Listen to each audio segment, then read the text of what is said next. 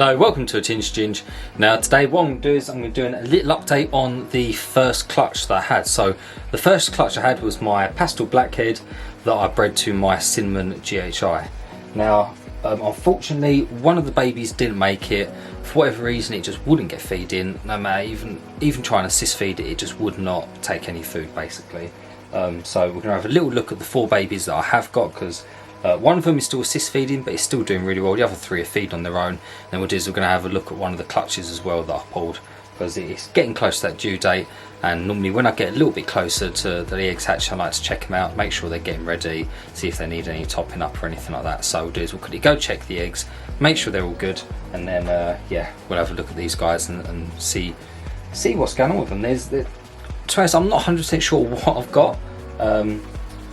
Yeah, it's a little bit of a tricky one, but we'll do is we'll go check these eggs, and yeah, then we'll get straight into these guys. Right, I think the update on the baby is going to have to hold on a little bit, because something's happened that doesn't really happen to me that often. The clutch that I was going to check and sort of show the eggs and what I look for and stuff, we've had 1 hatch and 2 have pipped. So it's going to go from a sort of update video on these to cutting them eggs, and then I'm going to do an update on these later. So there's 1 fully out. I'm really excited because this has never happened to me before.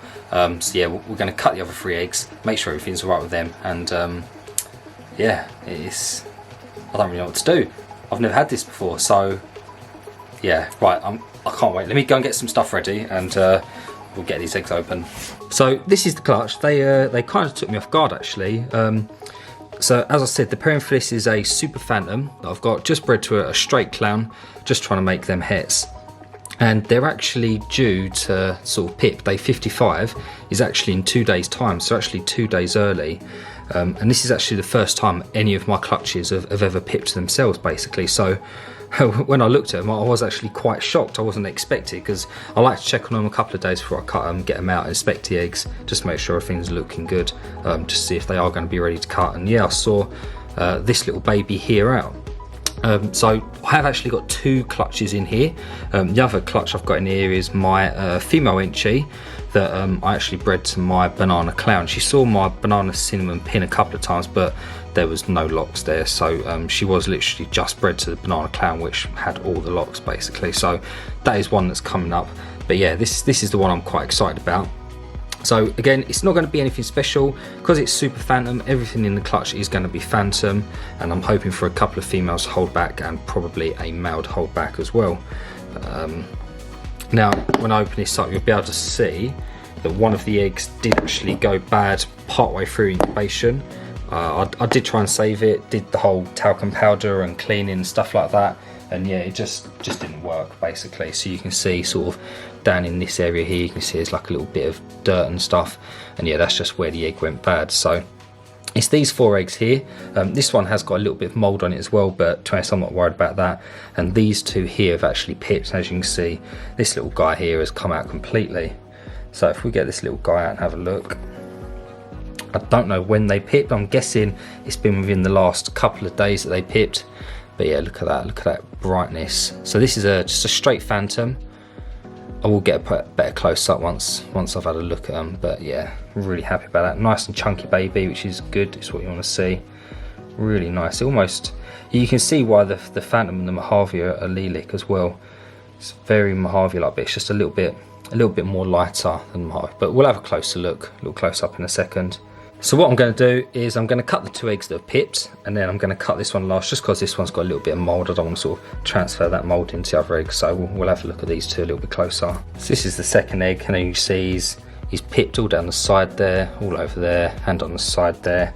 So yeah, it's quite strange for me. I don't normally let my snakes pip. Well, it's not I don't let them pip, I always like to cut them a little bit early to check. But yeah, really quite shocked by that. So because they are pipping themselves, they're pretty much going to be ready to go, so I'm just going to open it up quite a lot. And yeah, look at that, super clean. I love the Phantom stuff. It tends to be quite bright, but yeah, I think that looks really nice, and the phantom clowns look good, and the super phantom clowns look even better, which is what I'd sort of be looking to hit in the future. But I do want to get some dark jeans in this. I want to get some GHI into this, get some blackhead, things like that. Hopefully my blackhead clutch comes through, and I've got a blackhead het clown female that I can hold back, so that's something that can go towards this. But yeah, no, again, nothing exciting, nothing crazy coming out, but it's just setting me up for the future basically. So yeah, I'm really happy with that. So this is the third egg. You can see there's quite a lot of goop coming out the back there. So again, opening this one up, I'm going to open it up all the way just because he's pretty much ready. As I was cutting that egg just now, he pretty much stuck his head all the way out, so I know he's pretty much ready to come out. So I can open this egg up pretty wide. Normally I just do a small slit down the middle, but in this case I might as well just open it up all the way. Loads of goop in there, but yeah, nice big babies as well, nice and chunky, which is what I like to see. This baby's actually huge. Yeah, I can see all of his yolk's been absorbed. Now you can see just there, that little purple bit, that's literally just the last little bit of his egg yolk being absorbed. So really nice patterns, they're really clean along the sides. I'm really liking these.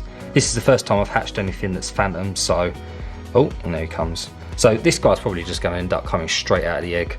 But yeah, they're really nice, really clean. Really impressed with that. Right, let's get this one back and get to the third egg. Oh god, look at all that. Ugh. So you can see there's a little bit of mould. I do want to try and focus the camera, but oh god, I've got gunk all over my hand. So yeah, there's a little bit of mould there, but I'm not too worried about that. I can feel the snake, and there's no sign of pipping. So you can see there's a bit of a window there, but yeah, there's no sign of pipping on the egg. So because it's not pipped, it probably will be ready, but I'm just going to cut this one how I normally cut it. So I like to squeeze the top of the egg just in case there is any veins along the top there, and then just literally cut that sliver along the top. I like doing it this way. I just think that's sort of the safest way to not catch the snake. But again, I think this one probably will be ready within the next couple of days. It's a little bit smaller than the others. I'm just going to have a little look about just to see what's going on in there, just to make sure that he's not got umbilical cord wraps or anything like that. And the snake's actually packed quite tightly. I can't really see a lot. I'm going to open this one up a little bit more just because all the other ones have pipped, and this is the last one to pip. I know they're going to be ready. So to be honest, I think I'm just going to open it up just because I want to see what's going on, because it doesn't look as big as the other snakes. It looks a little bit smaller, so I just want to investigate a little bit further. Basically, you can see that I just caught one of the blood vessels. It's nothing major, I wouldn't worry about that.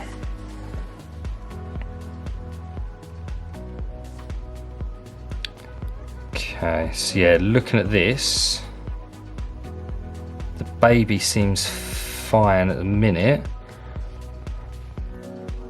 but there is an issue with the yolk. You can see there, all of that is yolk. I think there is probably something going on with the umbilical cord, so I'm going to have a little digger deep into this just to see what's going on, and yeah, we'll go from there. So I didn't do that bit on camera just because it is quite messy. There's quite a lot of stuff going on. The snake seems fine, it's responsive. I did have to break the little embryonic sac that it was in, but looking at the umbilical cord and the actual yolk, the yolk wasn't tied up, it was actually twisted underneath the snake. So I don't know if during the snake forming the snake had sort of gone round in the egg and sort of twisted that umbilical cord, but it did have quite a lot of tension on that cord, so I've had to sort of get in there with my hands, jostle the snake around a little bit just to free it up. And I don't know if it is going to absorb anything. I'm going to have to keep an eye on this snake just to make sure that it does well, so I'll leave it alone for tonight. Then I'll probably come back later on tonight and have a look. But to be honest, the snake looks like it's absorbed a bit of the yolk, but it's just sort of getting towards the end where it's just twisted a little bit too much and it couldn't absorb anything. So it seems to be untwisted now. So I'll have a little look at him later on and yeah, check on him. But to be honest, the snake itself looks fine.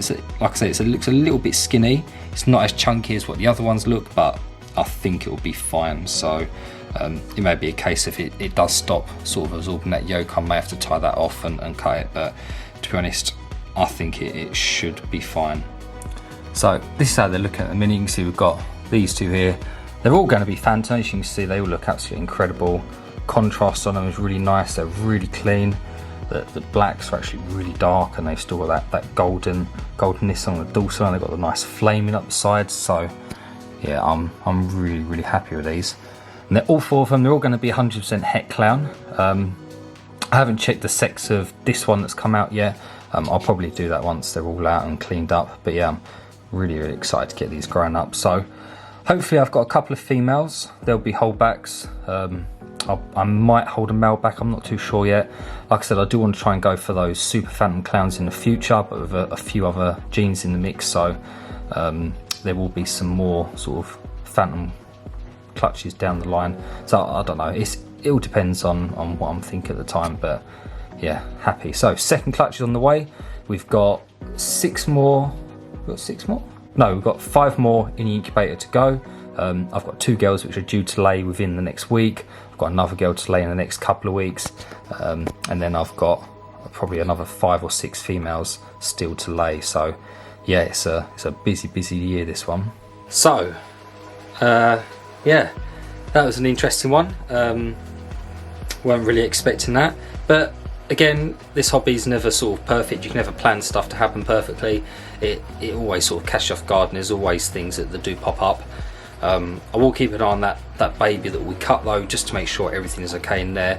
Even though I untwisted the umbilical cord, there is a chance that he might move around in the egg and twist it again, but I'm just going to leave him in there for another day. I will check on him later tonight, but to be honest, I think he should be okay, fingers crossed. Now that I've untwisted it, hopefully it will start flowing, and he should absorb it a little bit. Even if he doesn't absorb it all, he still looks like he's got some decent body weight to him or her.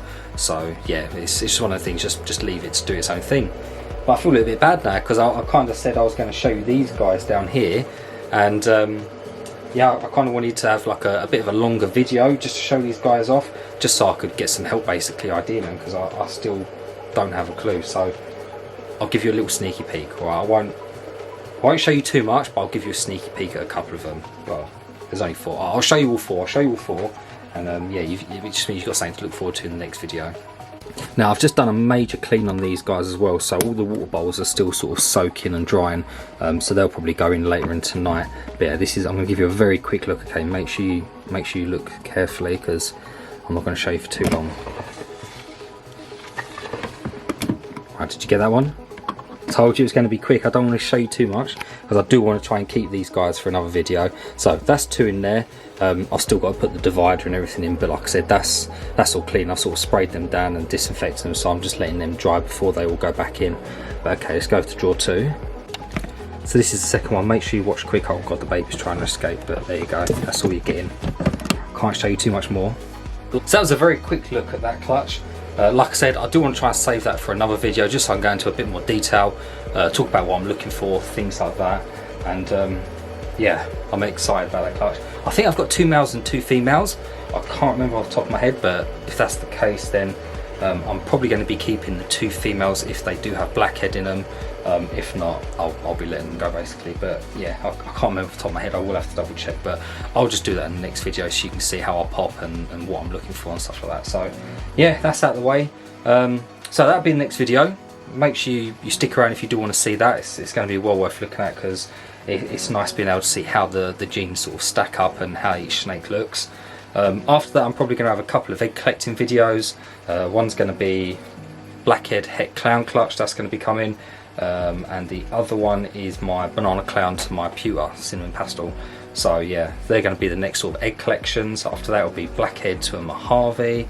And yeah, and then we've just got a load of egg cuttings coming up along the way. I've still got 6 more girls, like I said, to go. So still got about halfway through my season. And as you know, I've got these 10 boxes behind me. I know I still need to sort them out. I keep saying I'm going to do it, but I'm just trying to get the rack sorted. It's been a bit fiddly, it's been a bit annoying, but the rack is getting there finally. But yeah, these 10 girls are going to be going into a tub. They're all going to be breeding probably not this year, even though some of them are probably just up to size. I like to have my females with like a couple, sort of 200-300 extra grams on them, just so as like a little cushion. So next year these guys are definitely going to be breeding, and hopefully from what I produce this year, some of that stuff might go back to these girls. But there's 10 solid females in there. There's actually 2 visual clowns in here. There's 2 pastel het clowns, and then there's 6 other snakes in there that I want to get clown into. So yeah, again, 6 of these snakes are going to be producing hets, but they're going to be well worth it. So I don't know if you've watched my videos before, but in here I've got like a mahogany black pastel, I've got a special bamboo calico, I've got a Mojave red stripe down the bottom here, I've got a super yellow belly, also got cinnamon pastel pin in there. So yeah, if I get some decent clown combos this year, visuals, because I do want to try and do some visual pairings this year, then maybe that'll be going to them. If not, I don't mind making these girls wait a little bit longer for that. So yeah, lots to come up for that. Now I need to show you the rack build, but I still need to get rid of the bloody running machine. The running machine is still here. I haven't got rid of it yet, but it's just because I don't know how to take it apart without breaking it. So I have found the manual for it, so eventually I will be taking that apart. The fish tank is cycling and being ready to go, so that's going to get moved somewhere to sort of carry on. I may just leave it there for the time being, but I do need to get that whole squat rack that I've got there out as well. Then once that's out, I can start moving the racks in, get all the mice and rats out into that part of the utility. Well, it's like a storage bit out there, so all the rats and mice and everything are going to go out there. It's going to leave all this clear. I can start getting the racks in here, start transferring the tubs over and stuff like that. I do kind of want to wait until all the girls have laid their clutches and all the other girls have ovulated and stuff like that, just because I don't want to mess my season up. Basically, I'm flowing really nice at the minute. As you saw with my egg boxes, they're kind of overflowing. I am double clutching in the box, just because my incubator only holds 7 boxes, but I don't like putting the 7th one in because it's a little bit close to the heat source. If you've not seen my vivarium incubator, go back through my channel and you'll be able to see that. But yeah, I kind of want to let all the girls do their thing first, ovulate, and then hopefully move them over then. So I'm not in too much of a rush, but at the same time I am in a rush. So I want to get this room finished. I want to get the pond in here, get that filled up and going and stuff. So yeah, it's all time, but you can't rush them. They'll do it at their own pace. So yeah, loads of videos coming up. Like I said, just stick with me. I do want to try and make this like a daily vlog thing. This was going to be the start of that daily vlog. Well, not daily, but every time I can basically post a video. So I'll probably film a couple of days and then put it into one video as like a sort of catch-up video, if that makes sense. So yeah, thank you for watching. I really do appreciate it, and I'll see you in the next one.